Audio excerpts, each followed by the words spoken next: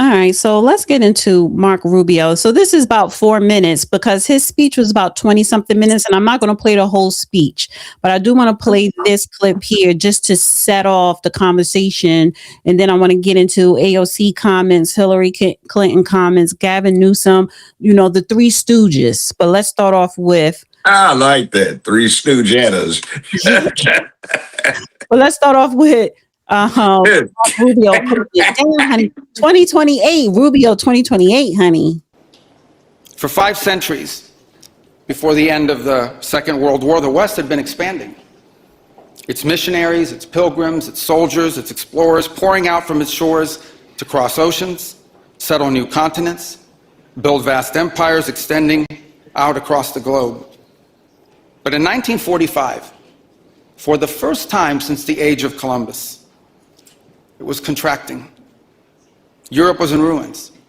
Half of it lived behind an iron curtain, and the rest looked like it would soon follow.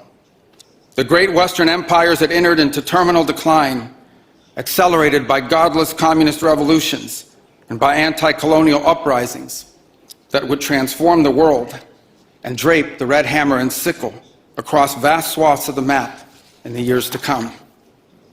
Against that backdrop, then, as now, many came to believe that the West's age of dominance had come to an end, and that our future was destined to be a faint and feeble echo of our past. But together, our predecessors recognized that decline was a choice, and it was a choice they refused to make. This is what we did together once before. And this is what President Trump and the United States want to do again now, together with you. And this is why we do not want our allies to be weak, because that makes us weaker. We want allies who can defend themselves so that no adversary will ever be tempted to test our collective strength. This is why we do not want our allies to be shackled by guilt and shame.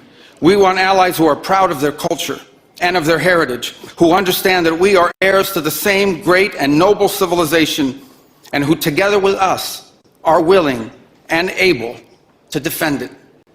And this is why we do not want allies to rationalize the broken status quo rather than reckon with what is necessary to fix it.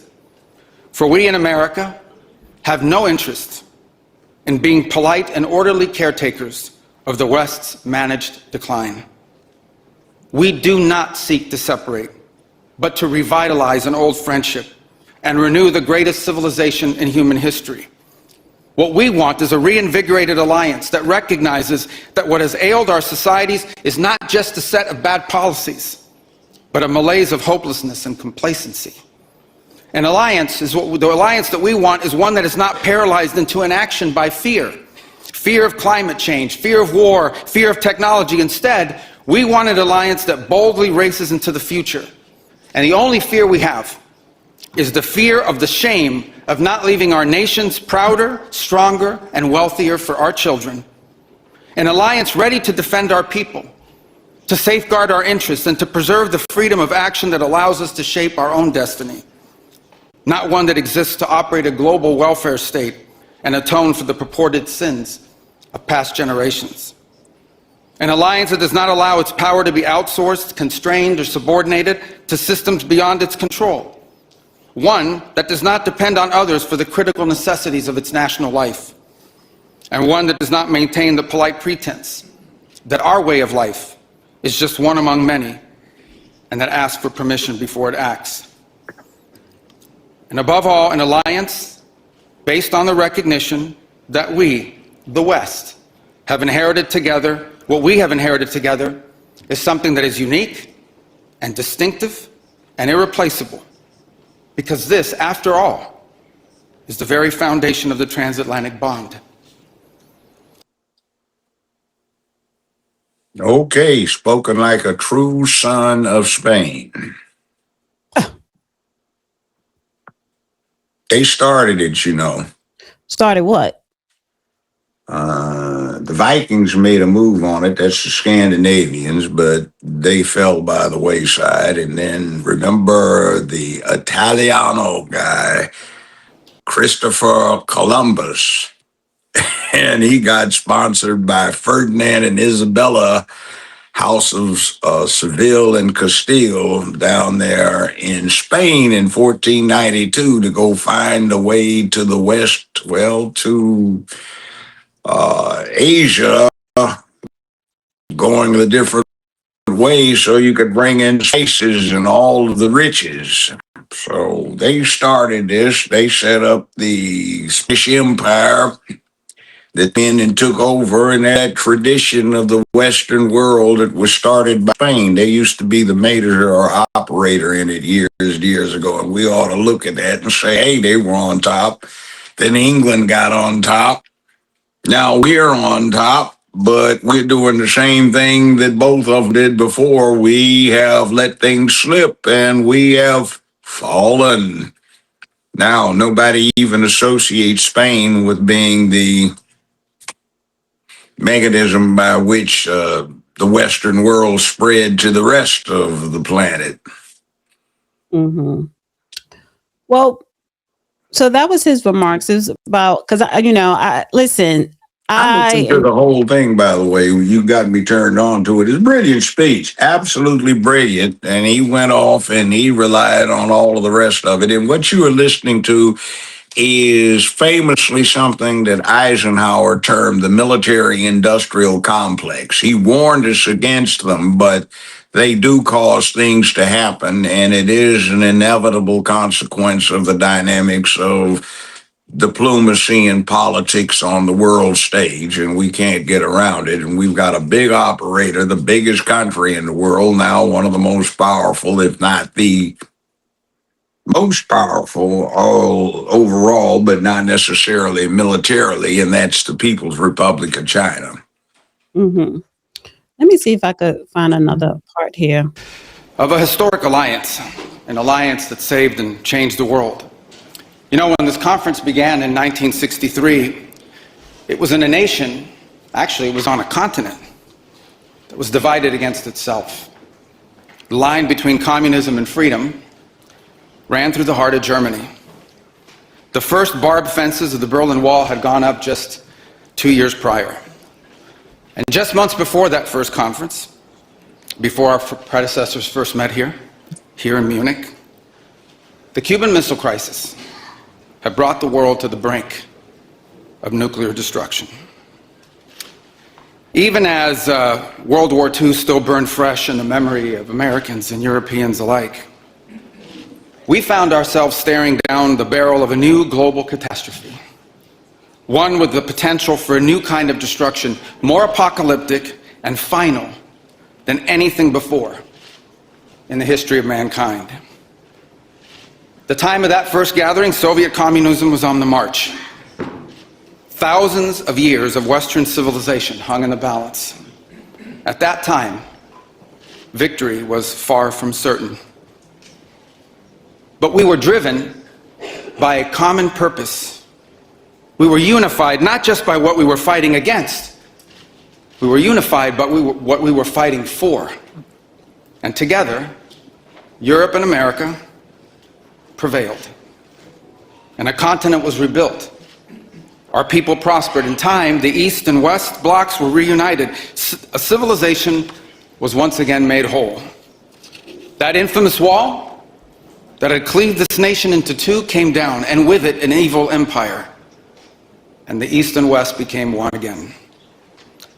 But the euphoria of this triumph led us to a dangerous delusion that we had entered, quote, the end of history, that every nation would now be a liberal democracy, that the ties formed by trade and by commerce alone would now replace nationhood, that the rules-based global order, an overused term, would now replace the national interest, and that we would now live in a world without borders where everyone became a citizen of the world.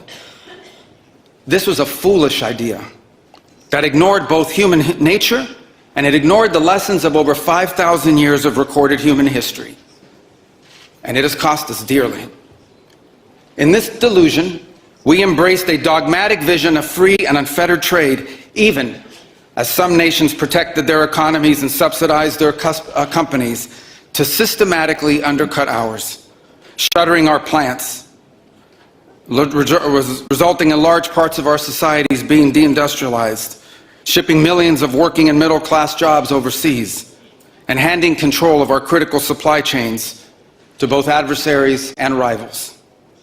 We increasingly outsourced our sovereignty to international institutions while many nations invested in massive welfare states at the cost of maintaining the ability to defend themselves. This, even as other countries have invested in the most rapid military buildup in all of human history and have not hesitated to use hard power to pursue their own interests. To appease a climate cult, we have imposed energy policies on ourselves that are impoverishing our people, even as our competitors exploit oil and coal and natural gas and anything else, not just to power their economies, but to use as leverage against our own. And in a pursuit of a world without borders, we opened our doors to an unprecedented wave of mass migration that threatens the cohesion of our societies, the continuity of our culture, and the future of our people. Listen, I think It was great. that speech, he intentionally made sure that he delivered one of the most important speeches of his career and what we need right now to set the stage for 2028 for him. Well, yeah, but don't forget J.D. Vance either. So, I mean, I both of haven't them forgotten are. JD Vance, but this is JD's Vance competition. But JD No, Vance, I don't think it's competition. Perhaps it's a supplement or a team, and let's see how it works out. I think we no, need no, no. both. If they're both going to throw their hats in, which means you're going to be competitive. But at the end of the day, I think they're going to end up being a team in 2028. JD Vance can't be vice president again. So if he wins presidency, I think he'll make Mark Rubio his vice president. That's what I was indicating to. Rubio has a great deal of future left in his political career. And going to the presidency has always been facilitated by going through the vice presidency first. So that is something I think is an important consideration.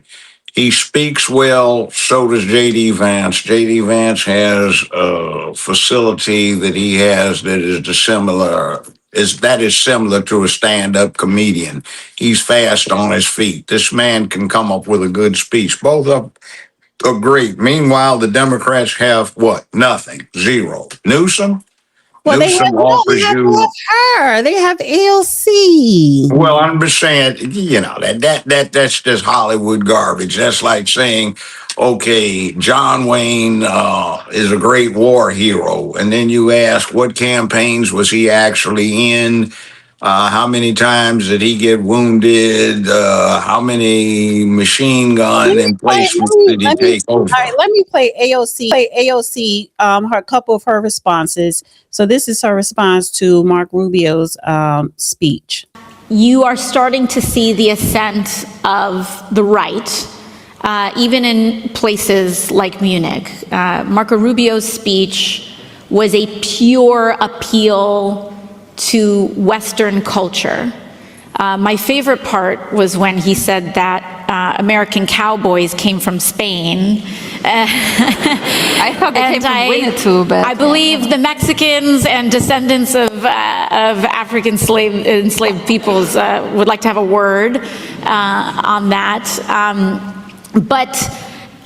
I think it's also important to note how thin that foundation is. Culture is changing. Culture always changed. Culture for the entire history of human civilization has been a fluid, evolving thing that is a response to the conditions that we live in. And so they want to take this mantle of culture. At the end of the day, though, it is very thin. And so the response that we have to have is, again, it's material, it's class-based, it's common interest. There was certainly more openness to what I was saying than probably there would be in years past. We can't underestimate the appeal of going back to these well-worn grooves. A lot of what when we talk about a class-based internationalist perspective also means ending the hypocrisy towards the global South. What the fuck was she talking about? What kind of mess was that? Is she consuming the same drug that Mrs. Imhoff was? What was that? Now, look, let me tell you how stupid that sounded. How is she classified in the census? What do you, probably Hispanic. Yeah, where does that come from? Unless she checked off white. I don't know. Well, either way, that's Iberian Peninsula. That started, as I mentioned earlier, this whole colonialistic thing, this spread of Western culture around the world. So what is she talking about? I mean, and then the Cowboys? Oh, for God's sake. Columbus brought the first bunch of horses back over here. They originated here a very, very long time ago, but seems like my Native American ancestors had a taste for them and ate them up. They learned their lesson and protected the bison, but meanwhile, it was her people from Iberian Peninsula, aka Spain, aka Al-Andalus, if you take the Arabic term for it. And they brought the horses over here. And the whole thing was Everyone assimilated but this whole thing with the Western cowboy, that's straight up and down. Yes, it's Mexican, but what in the world is wrong with her? Doesn't she get the fact that Mexico at the time was a colony of Spain? So, I mean, it's like, listen, all right, what is this garbage? I have some more. These are seconds, a few seconds, under a minute. Ooh. There's a very big difference between whiteness and national, like your actual culture, right? Whiteness is an imaginary thing. Being German is real. Being Italian is real. Being English. These are rich cultural heritages that are based on values, and they are so much a part of what make our cultures and our societies what they are. There's a very... She doesn't even have good English, but anyway, that's another thing. I guess that's... And we have another one. Whoa, come on. We look at what happened in Venezuela, for example. It is not a remark on who Maduro was as a leader. He canceled elections. He was an anti-democratic leader. That doesn't mean that we can kidnap a head of state and engage in acts of war just because the nation is below the equator. And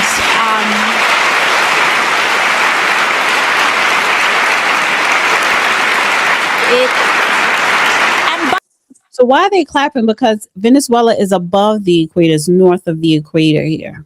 Well, here's the thing, too. See, what they're missing is this. The United States has a very interesting position. It's essentially a giant island, part of a giant island.